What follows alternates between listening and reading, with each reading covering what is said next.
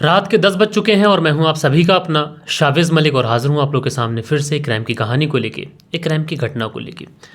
अच्छा दोस्तों, बहुत दिनों से मैं आप लोग को जो भी कहानियां सुना रहा था वो सारी की सारी कहानियां हमारे देश भारत देश की ही थी। तो बहुत सारे लोगों ने मुझसे फरमाइश भी की थी कि सर कोई आउट ऑफ कंट्री की कहानी सुनाइए। तो मैं आज आप लोगों को एक ऐसी कहानी सुनाने जा रहा हूँ जो कि हमारे पड़ोसी मुल्क पाकिस्तान से है। और दोस्तों, ये पाकिस्तान का असली चेहरा भी दिखाती है, क्योंकि इस कहानी को सुनाने से पहले मैं आप लोगों के सामने पाकिस्तान के कुछ आंकड़े रखना चाहता हूं। और दोस्तों, ये आंकड़े अपने आप में इतने ज़्यादा डराने वाले हैं कि जो कोई भी सुने तो इन आंकड़ों को सुनकर जो पाकिस्तान की स्थिति है उसे पूरी दुनिया के अंदर बयान कर दे। पाकिस्तान के अंदर हर हफ्ते ऑनर किलिंग के नाम पर लगभग 22 लोगों का कत्ल होता है, या फिर यूँ कहें कि 22 लड़कियों का कत्ल किया जाता है।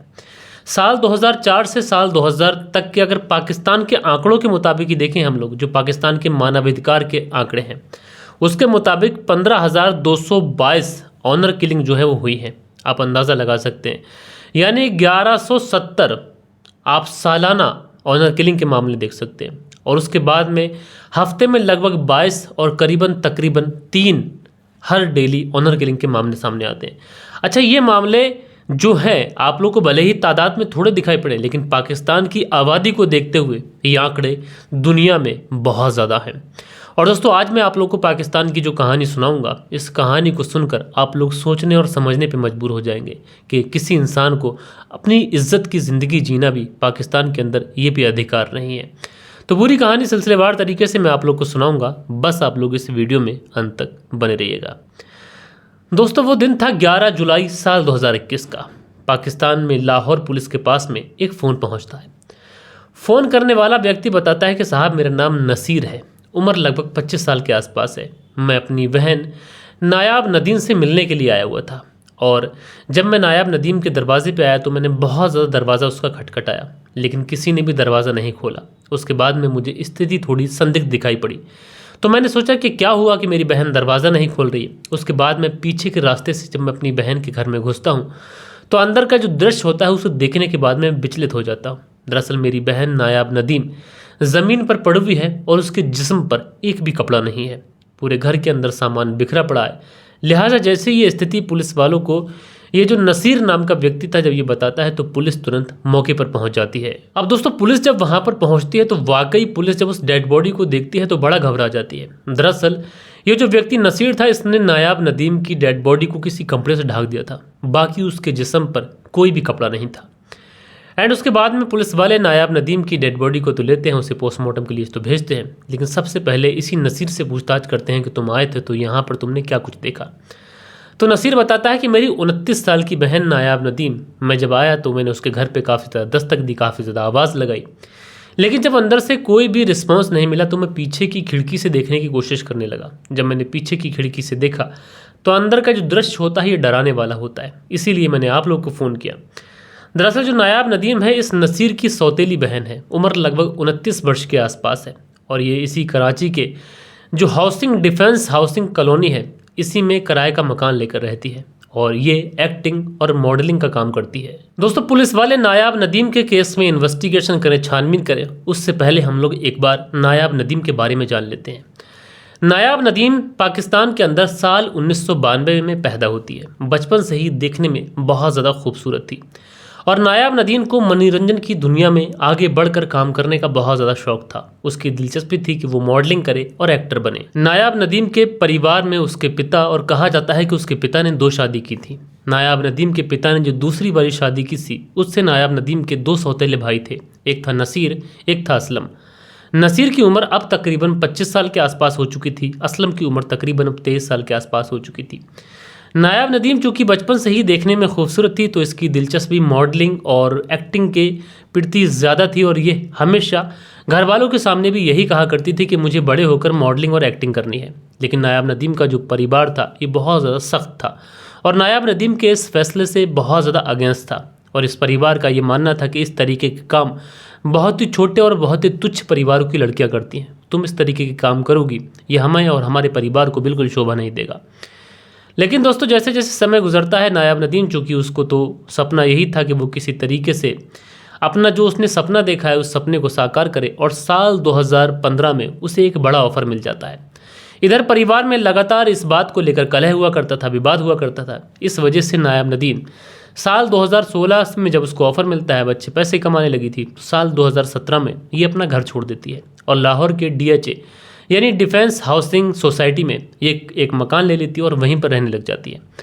अब जो परिवार वाले नायाब नदीम से ये कहते थे कि तुम मॉडलिंग में और एक्टिंग में मत जाओ, अब वही परिवार वाले कभी कभार नायाब नदीम से मिलने भी आया करते थे। नायाब नदीम के 2 सौतेले भाई थे, वो कभी कभार नायाब नदीम से पैसों की मदद मांगने के लिए आया करते थे। जिस परिवार को ये काम घिन आती थी, जिस परिवार को ये सोच कर के उसकी बहन बेटी ये काम करेगी, आज वही परिवार वाले नायाब नदीम से पैसे लेने के लिए आया करते थे। दोस्तों धीरे धीरे वक्त गुजरता है, नायाब नदीम वहीं पर रहने लगती है, मॉडलिंग करती है, एक्टिंग करती है, अच्छे खासे पैसे कमाती है। धीरे धीरे नायाब नदीम का जो नाम था ये पूरे ही पाकिस्तान के अंदर बहुत ज़्यादा लाइमलाइट में आने लगा था, क्योंकि नायाब नदीम अपनी कामयाबियों की सीढ़ियों पर बहुत तेज़ी के साथ में रफ्तार से कदम बढ़ा रही थी। और उसके बाद में 11 जुलाई साल 2021 को नायाब नदीम की बड़ी ही बेरहमी के साथ में हत्या कर दी गई। अब पुलिस ने जब नायाब नदीम की डेड बॉडी को बरामद किया था तो उस डेड बॉडी के जिस्म पर एक भी कपड़ा मौजूद नहीं था। यानी शुरुआत में पुलिस को ये लगा कि शायद ये रेप कर कर हत्या करने की वारदात है और घर के अंदर लूटपाट भी की गई है।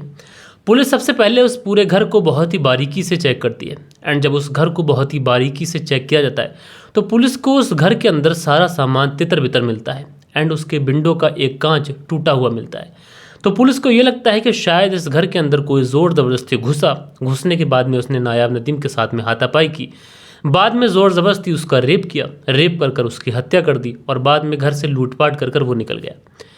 लिहाजा पुलिस ने इस नसीर से भी पूछताछ की और नसीर ने भी पुलिस को यही बताया कि मैं पूरे परिवार के साथ में दुबई गया हुआ था और बहन ने 11 जुलाई साल 2021 को मुझे मिलने के लिए बुलाया था। मैं जब मिलने के लिए आया तो मैंने दरवाज़ा खटखटाया, तो शुरुआत में मुझे लगा कि शायद बहन घर पर नहीं है, क्योंकि उसने मेरे दरवाज़ा खटखटाने का कोई भी रिस्पांस नहीं दिया। लेकिन जब मैं वापस जाने को हुआ तो मैंने बहन की कार वहीं पर पार्क देखी। जब मैंने बहन की कार वहीं पर पार्क देखी तो मुझे थोड़ा सा एहसास हुआ, शक हुआ कि शायद बहन के साथ में कोई अनहोनी ना हो गई हो। लिहाजा मैं पीछे के दरवाजे जब अंदर गया तो मैंने इस तरीके का मंजर देखा, उसके बाद आपको कॉल की। अब दोस्तों पुलिस वाले इस मामले में बड़ा हैरान थे, परेशान थे कि इस तरीके का कत्ल हो जाना। अच्छा, पुलिस वालों को ये जो केस था इसलिए भी थोड़ा परेशान कर रहा था क्योंकि इससे लगभग 15 से 20 दिन पहले इसी सोसाइटी के अंदर एक और कत्ल हुआ था। एक ब्रिटिश नागरिक थी जिसका नाम माहिरा खान था, उसका कत्ल हुआ था। अब दोस्तों पुलिस वालों को शुरुआत में ये भी लगता है कि हो सकता है कि सीरियल किलिंग का मामला हो, क्योंकि हो सकता है कि कोई सीरियल किलर ऐसा हो जो महिलाओं को अकेला देखकर उन्हें टारगेट बनाता हो। लिहाजा पुलिस वाले सबसे पहले सीरियल किलिंग के एंगल पर इस पूरे केस की छानबीन करते हैं। लेकिन जैसे जैसे वक्त गुजरता है, पुलिस छानबीन करती है, तो जो सीरियल किलिंग वाला एंगल होता है ये अपने आप क्लोज हो जाता है। दरअसल माहिरा का जो कत्ल हुआ था उसके 2 दोस्तों ने उसके कत्ल की जिम्मेदारी ले ली थी, और जब पुलिस ने उन दोनों से इस नायाब नदीम के कत्ल के बारे में पूछताछ की तो उन लोगों ने साफ इनकार कर दिया। उन्होंने कहा कि नायाब नदीम के कत्ल से हमारा कोई लेना देना नहीं है, जबकि माहिरा के कत्ल करने के पीछे हमारी निजी कुछ वजहात थी। लिहाजा पुलिस वालों को जब इस एंगल से भी कुछ नहीं मिलता तो दूसरा एंगल था आखिरकार चोरी और इस रेप कर हत्या करने का मामला। लिहाजा पुलिस वाले अब इस पूरे घर के आसपास के जितने भी सीसीटीवी कैमरास होते हैं वो तमाम सीसीटीवी कैमरास को खंगाले जाते हैं। लेकिन दोस्तों इसी दौरान पुलिस को इन्हीं सीसीटीवी फुटेज में एक व्यक्ति घर की रेकी करता हुआ दिखाई पड़ता है। अब ये व्यक्ति घर की रेकी करता हुआ दिखाई पड़ रहा था, लेकिन कैमरा क्वालिटी इतनी ज़्यादा ख़राब थी, इतनी ज़्यादा बदतर थी कि उस शख्स का चेहरा पहचानने में ही नहीं आया। अब पुलिस वाले करें तो करें क्या, जाएँ तो जाएँ कहाँ। लेकिन इसी बीच में पोस्टमार्टम की रिपोर्ट आ जाती है, और दोस्तों जब पोस्टमार्टम की रिपोर्ट आती है तो ये पुलिस वालों को अंदर तक हिला के रख देती है। दरअसल इस पोस्टमार्टम की रिपोर्ट में ये साफ तरीके से लिखा हुआ होता है कि इस नायाब नदीम के साथ में कोई भी रेप नहीं हुआ है, इसके साथ में कोई भी शारीरिक इसका शोषण या फिर शारीरिक इसका कोई भी रेप नहीं हुआ है। लिहाजा जब ये चीज़ें पुलिस वालों को पता चलती हैं तो फिर पुलिस वालों का दिमाग घूमता है कि अगर ये चीज़ें नहीं की गई हैं, नायाब नदीम के साथ में रेप नहीं हुआ है, तो फिर उसके कपड़े क्यों उतारे गए। और दूसरी चीज़ ये थी कि जो नायाब नदीम थी उसकी जो कातिल था उसके साथ में काफ़ी देर तक झड़प हुई थी। एंड थर्ड चीज़ ये भी थी कि नायाब नदीम के जिस्म के अंदर नशा मिला, यानी खाने में उसको नशा मिलाकर दिया गया था। यानी ये चीज़ें साफ साफ इशारा कर रही थी कि जो कातिल है वो कोई अपना है, क्योंकि नायाब नदीम के घर वो आया होगा, खाने का ऑफ़र हुआ होगा, उसके बाद खाना खिला होगा, और खाना जब खिला होगा तो नायाब नदीम को हल्का नशा हुआ होगा, और उसके बाद उसके साथ में हाथापाई होगी, बाद में उसने कत्ल किया होगा, और कत्ल करने के बाद में उसने पूरा इस तरीके से प्लानिंग की होगी कि रेप का केस लग सके। लिहाजा पुलिस वाले अब इस पूरे इलाके के अंदर अपने मुखबिर एक्टिव कर देते हैं। एंड दोस्तों, मुखबिरों से पुलिस को ये खबर मिलती है कि नायाब नदीम और उसके जो परिवार वाले थे, यानी जो उसके स्टेप ब्रदर्स थे, उनके बीच में रिश्ते ठीक नहीं थे। लिहाजा पुलिस वालों को कहीं ना कहीं अब इस नसीर के ऊपर ही शक हो जाता है, क्योंकि पुलिस वाले जब नसीर की लास्ट लोकेशन और नायाब नदीम का जब मोबाइल नंबर खंगालते हैं तो पता चलता है कि नायाब नदीम ने लास्ट बार किसी से कोई बात नहीं की थी। दूसरी तरफ जब नसीर की लास्ट लोकेशन देखी जाती है तो नायाब नदीम के घर के पास ही होती है। तो जिस समय हत्या हुई थी उस समय नसीर इसी घर के अंदर मौजूद था। लिहाजा पुलिस अब नसीर को उठा लेती है एंड नसीर को उठाने के बाद में सीधा पुलिस थाने लेके जाती है। एंड पुलिस थाने ले जाने के बाद में अब इससे पूछताछ की जाती है। तो नसीर पुलिस को बताता है कि नायाब नदीम शुरू से ही मॉडलिंग का शौक़ रखती थी, उसे एक्टिंग करने का शौक़ था, जबकि हमारे घर हमारे परिवार वालों को ये चीज़ें बिल्कुल भी पसंद नहीं थी। हमने काफ़ी ज़्यादा इसका विरोध किया, लेकिन उसके बावजूद भी जो नायाब नदीम थी अपनी ज़िंदगी में अपने हिसाब से जीना चाहती थी और वो हमें छोड़कर यहाँ पर आके रहने लगी। यहाँ तक तो ठीक था, लेकिन इसके बाद में हमें कुछ ऐसी चीज़ें पता चली कि जिसकी वजह से हमारी इज्जत तार तार हो गई। दरअसल ऐसा सुनने में आया कि नायाब नदीम के एक नहीं बल्कि सैकड़ों लड़कों के साथ में नाजायज़ ताल्लुकात थे और उसके नाजायज़ ताल्लुकात लगातार लड़कों से बन रहे थे, जिसकी वजह से हमारी बहुत ज़्यादा बदनामी हो रही थी। और इसी वजह से 11 जुलाई साल 2021 को मैं नायाब नदीम से मिलने के लिए जाता हूँ और उसके बाद में मैं उसके अवैध संबंधों का जिक्र उससे कर देता हूँ। इसी बात पर हम दोनों के बीच में हाथापाई हो जाती है, एक दूसरे से लड़ाई हो जाती है और इसी बीच में मैं नायाब नदीम की हत्या कर देता हूँ। लेकिन उससे पहले मैं नायाब नदीम के लिए कुछ खाना लेकर गया था और उस खाने में मैंने नशीली दवाई मिलाई थी। जब ये सारी चीज़ें पुलिस के सामने ये नसीर कबूल करता है तो दोस्तों वाकई पुलिस हैरान होती है और बड़ा परेशान होती है कि एक भाई जो अपनी बहन से अक्सर पैसे मांगने के लिए आया करता था और उसने महज एक शक के आधार पर अपनी ही बहन का कत्ल कर दिया।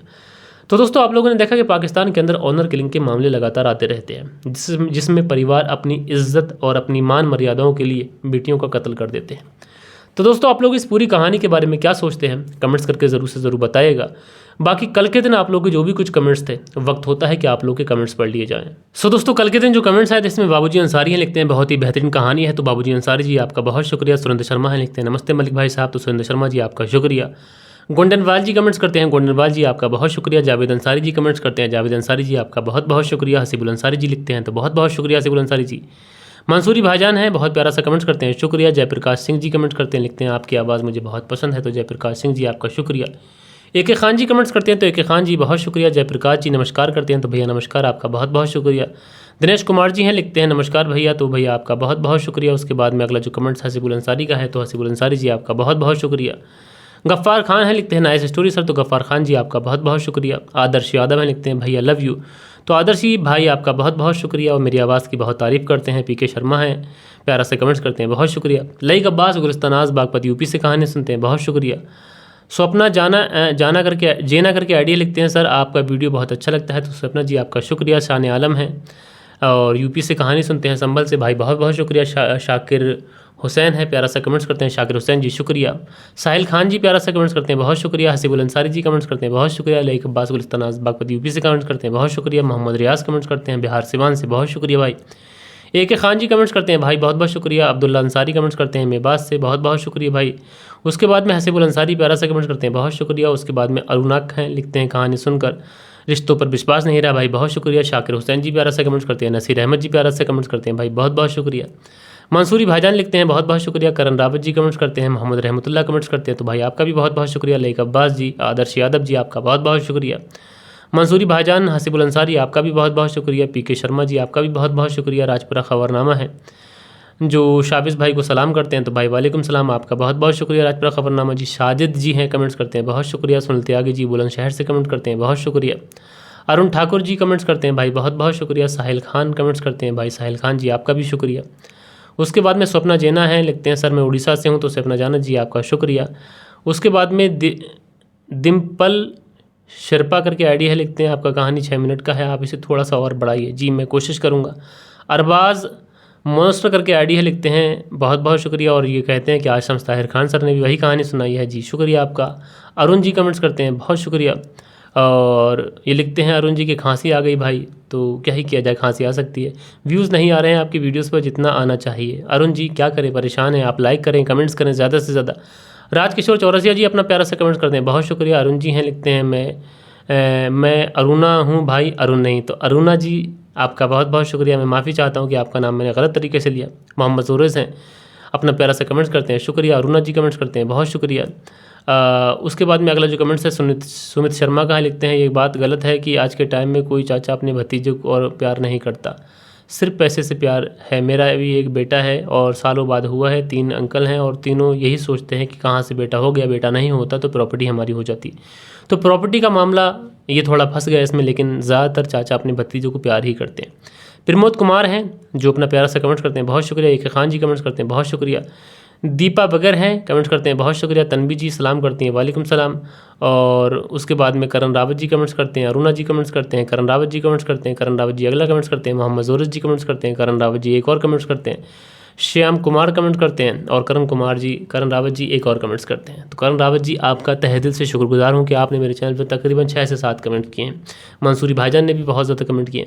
तो जितने भी लोग ज़्यादा से ज़्यादा कमेंट्स करते हैं मैं उनका एक्स्ट्रा में शुक्रिया अदा करता हूँ, क्योंकि आपकी वजह से मेरी वीडियोज़ को थोड़ा बूस्ट मिलता है और एक गिलास जैसे ग्लूकोज होता है उसका काम करता है। इसलिए दोस्तों मैं मिलता हूँ आप लोगों से कल के दिन किसी और क्राइम स्टोरी के साथ में। जब तक के लिए अपना ख्याल रखें, देश का ख्याल रखें, परिवार के रिश्तों की अहमियत को समझें। जय हिंद, जय भारत।